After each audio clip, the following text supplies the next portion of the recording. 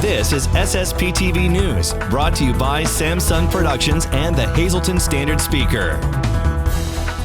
Coming up, how you can help an animal refuge in the area that's overflowing with pets. That story and more next. Hi everyone, and thanks for watching today. I'm Ken Carr with your local information. A 24-year-old Nescapec man is in jail, charged with 2 counts of homicide after an incident this weekend. On Saturday, at a fundraiser in Berwick for the families of the 10 people who passed away in a fire on August 5th in Nescapec, police say 24-year-old Adrian Oswaldo Sura Reyes drove his car into the crowd, killing 1 person and hurting 17 others. Just after that occurred, police say Reyes hit his mother with a car and struck her with a hammer in Nescapec. The victims are Reyes' 56-year-old mother Rosa D. Reyes and 50-year-old Rebecca L. Reese of Wilkes-Barre, according to a report in the Standard Speaker. The story in the newspaper says this all happened after an argument between Reyes and his mother. The newspaper reports that Luzerne County District Attorney Sam Sangel-Dolce says there doesn't appear to be a link between what happened Saturday and the fire in Nescapec on August 5th.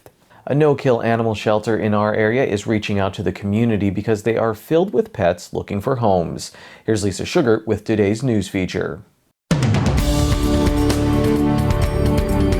Beyond full, that is the description right now for Blue Chip Animal Refuge Animal Shelter in Dallas, Pennsylvania. I'm pleased to be joined right now by the founder of this wonderful animal shelter and also the president, Margaret Bart. Margaret, thanks so much for being here with us. I must say, we got our dog from Blue Chip, and I'm thrilled with our pup. He's a total member of our family, our baby of the house.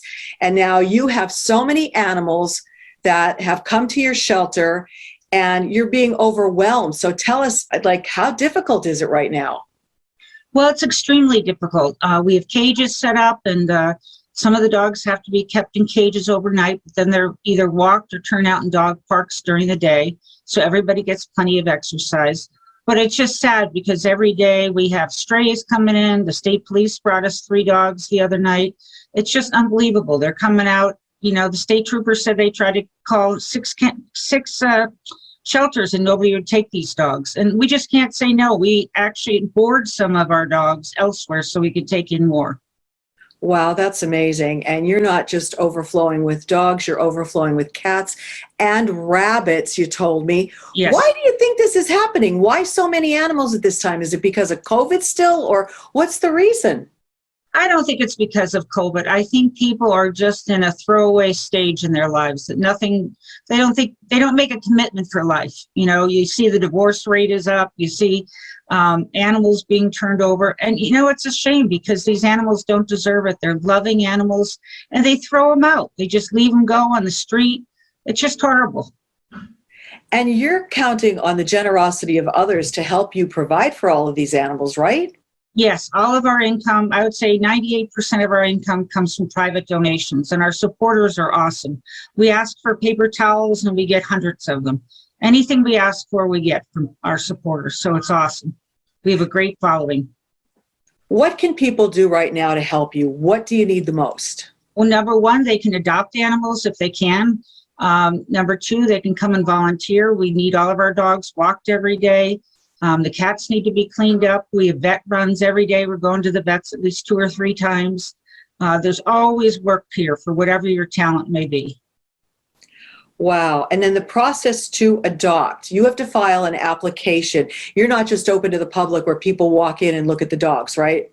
Correct. And that was the best thing that happened with COVID was we learned to make appointments. We used to just have walk-ins, and the animals kind of got sick of it because people would be a nice day and they'd be out here to Brace's Orchard and they'd say, oh, we just thought we'd come down and see the animals. Well, that's not fair. You're looking at a dog, maybe giving him the hope of going somewhere, and you just walk by. So anybody who wants to adopt an animal, they put in an application on our website. We check it out. We approve it or disapprove it. We give them a call, and then they come and see the animals. Not committed to take the animal they signed up for, but they can look at any of the animals. In the meantime, though, you're feeding these animals, you're taking care of them. So do you need monetary donations or do you need donations of food? What can people do that can't adopt? Well, monetary is the best because our vet bills are very high. We make sure that every animal is spayed, neutered, has all of its shots, it's 4DX tested, and has a microchip. So all of that costs money. People think, oh, they call and they say, how much is it to adopt a pet? We say between 100 and 400. Well, you figure how much it costs to spay a dog, get all the shots, 4DX tested, that's a deal. People walk into a pet shop, pay $1,500 for a dog, and it has nothing as far as vet care. Where are you at numbers-wise right now with all of these animals? Well, right now, we probably have 62 dogs on the property. We have about 50 or 60 rabbits, and we have about 100 cats. Have you ever been at these numbers before, or is this a new high? It's a new high for the dogs and the rabbits. It's definitely a new high. And great dogs are sitting here ready to be adopted, and they're not moving. And I think people are afraid of the economy. You know, you talk to a lot of people and they say, well, I think a recession is going to happen. I'm going to lose my job. I don't want to stay, which is good thinking. But, you know, meanwhile, you can't look into the crystal ball and see what's going to happen. And everybody who adopts a dog, they are forced to sign a contract saying if they don't want the dog, it has to come back here. And unfortunately, I'm sure you've had people return dogs. Yes. Oh, we had a baby. We're moving. I work 12 hours a day now. They have every excuse, you know, but you make it work if you made the commitment. You know, there's dog sitters, there's dog walkers, there's everything available. And it's just the bottom line, they don't want them. And then the other thing is people don't have in their will about their animals. This is a big thing I push because people bring a family member's dog and the person isn't even buried yet. And I say, is this what your loved one would want? You're turning in a dog to a shelter? And it's sad. It really is. Today's news feature is brought to you by Lehigh Valley Hospital, Hazleton. Remember, in an emergency, our emergency room is the safest place to be.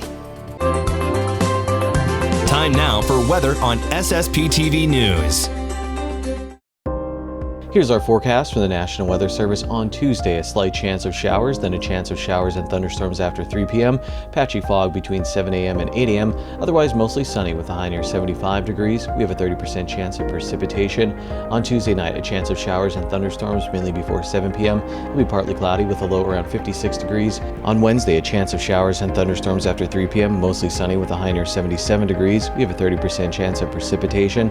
On Wednesday night, a chance of showers and thunderstorms before 9 p.m. Partly cloudy with a low around 56 degrees. We have a 30% chance of precipitation. On Thursday, sunny with a high near 78 degrees. Thursday night, mostly clear with a low around 57 degrees. Friday, sunny with a high near 81 degrees. And Friday night, partly cloudy with a low around 60 degrees. SSPTV News will be back with our community and sports features, plus our Adopt Me segment from the Hazleton Animal Shelter and Outdoor Exploring with Ken Jackson. The YMPA of Hazleton is holding a block party fundraiser for a child fighting cancer in our area. It will be held on Saturday, August 20th from 12 p.m. to 6 p.m. at the YMPA Club on 10th Street in Hazleton. Admission is free and donations will be accepted. SSPTV News would like to send sincere condolences to the family and friends of the following. Clyde N. Warner Sr., 80 of Jetto. Services will be announced by the McHugh-Wilczek Funeral Home in Freeland. Michael Hannes. Services will be announced by the McHugh-Wilczek Funeral Home in Freeland. And Margie Jurowicz, 99 of Hazleton. The Mass is Thursday at 10:30 a.m. at Transfiguration Church in West Hazleton. Friends and family may call Wednesday from 6 p.m. to 8 p.m. at the Frank J. Bonin Funeral Home in Hazleton. The obituary report is brought to you by Moran Funeral Home, third-generation family-owned funeral home serving all faiths since 1939. Located at 229 West 12th Street in Hazleton, call 570-454-8341 and go to moranfuneralhome.com.